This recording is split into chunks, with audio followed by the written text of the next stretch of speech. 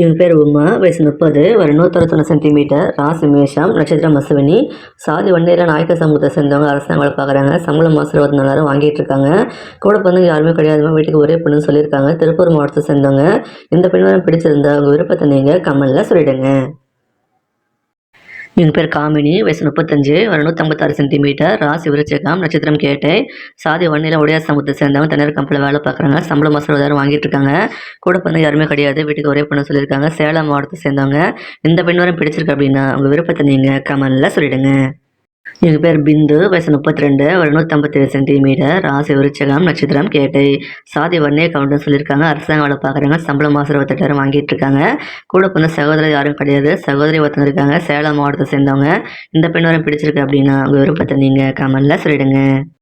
இவங்க பேர் அபிநயா, வயசு 28, ஒரு 154 சென்டிமீட்டர், ராசி கடகம், நட்சத்திரம் ஆயில்யம், சாதி வன்னியில் கச்சிராயர் சமூகத்தை சேர்ந்தவங்க. அரசாங்க வேலை பார்க்குறாங்க. சம்பளமாக 60,000 வாங்கிட்டு இருக்காங்க. கூட பிறந்த சகோதரர் யாரும் கிடையாது, சகோதரி ஒருத்தங்க இருக்காங்க. தேனி மாவட்டத்தை சேர்ந்தவங்க.